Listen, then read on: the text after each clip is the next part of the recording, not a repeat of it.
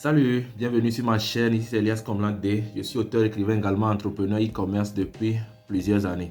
Sur ma chaîne, nous parlons business, nous parlons d'opportunités d'affaires, nous parlons également d'entrepreneuriat.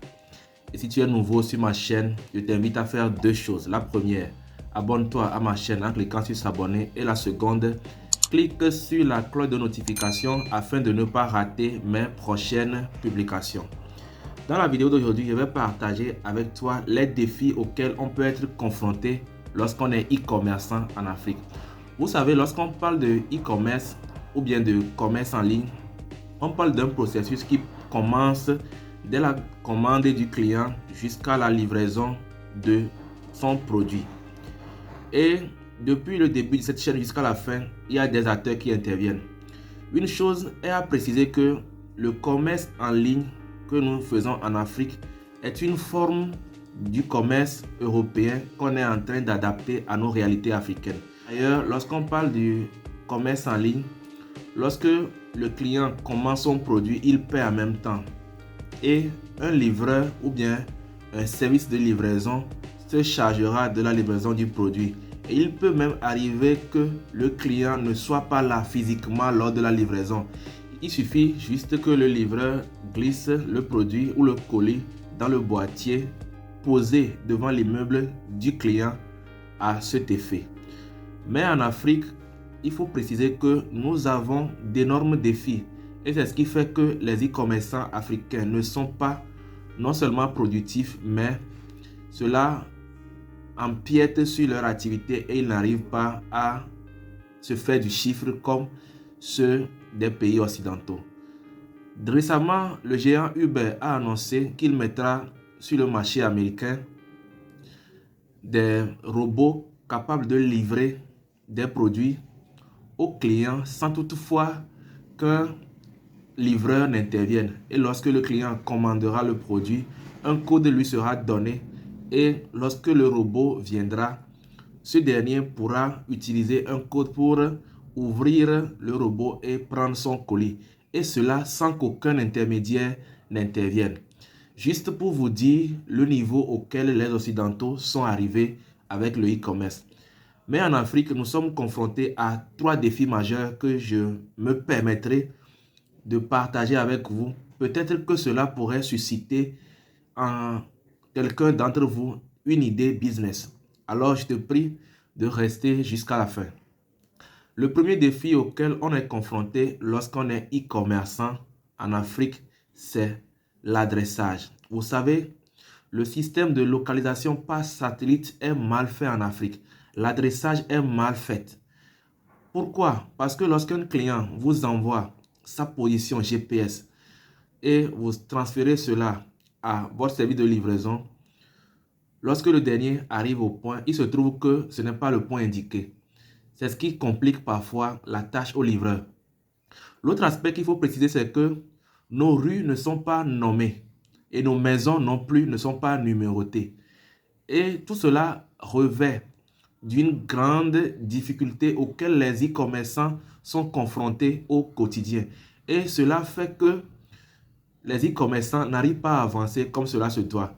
Il faut aussi ajouter que les Africains n'ont pas encore compris que le digital a un potentiel énorme et que juste avec Internet, on peut se faire du chiffre tout en étant chez soi ou bien tout en étant dans le confort de son domicile.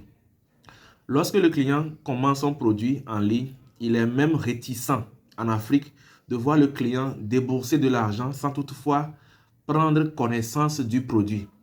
Certains iront jusqu'à, lorsque vous leur livrez le produit, ils diront qu'ils ne veulent pas ce produit et ils vont vous retourner cela. Tout en oubliant que parfois, lorsqu'ils commandent le produit, il peut arriver que le e-commerçant en question, étant donné qu'il n'est pas un producteur, il peut ne pas avoir l'article en possession. Il va débourser de l'argent pour aller acheter ça auprès de ses fournisseurs ou concurrents afin de pouvoir livrer ce dernier.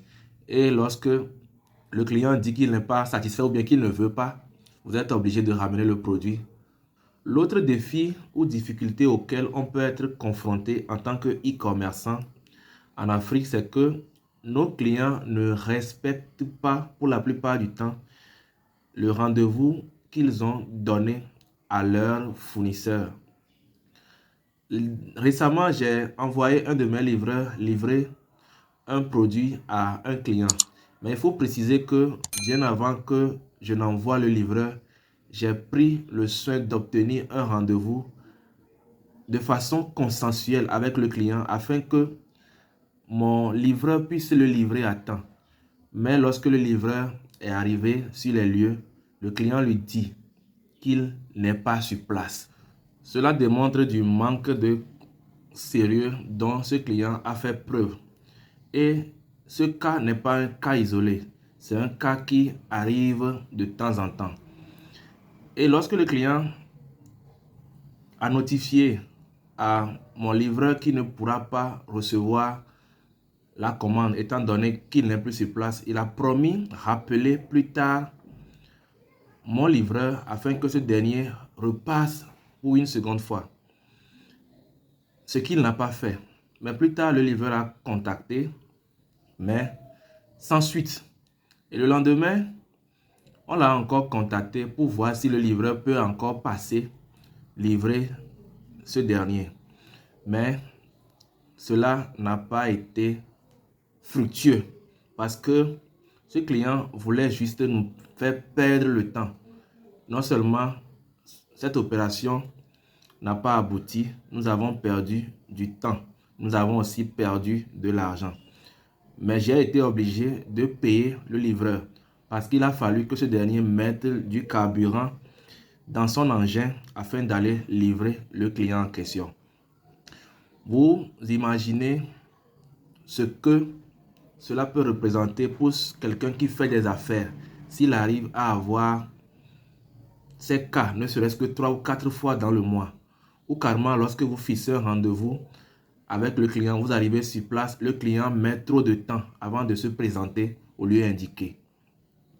C'est en cela que nous devrions éduquer les membres de nos communautés sur la notion de la ponctualité, afin que ces derniers puissent respecter ou valoriser le travail de livreur que certains font pour pouvoir subvenir à leurs besoins. Imaginez que le livreur là a d'autres rendez-vous dans la même journée et qu'il accuse 30 minutes de retard sur la livraison d'un produit. Cela risque de se répercuter sur les autres livraisons de la journée. Et en fin de compte, certains clients seront mécontents parce qu'on ne leur a pas servi à temps. Donc, force est de préciser que nous avons l'obligation morale d'éduquer les membres de nos communautés sur la notion de la ponctualité et du respect des rendez-vous. C'est seulement en Afrique que lorsque vous donnez un rendez-vous aux gens, les gens ne respectent jamais le rendez-vous. Alors que le temps, c'est de l'argent. Le temps est le seul bien que lorsque vous le perdez, vous ne pourrez jamais le récupérer. Peu importe ce que vous allez entreprendre plus tard. C'est pourquoi il y a un vieux dicton qui dit que le temps passé ne revient plus.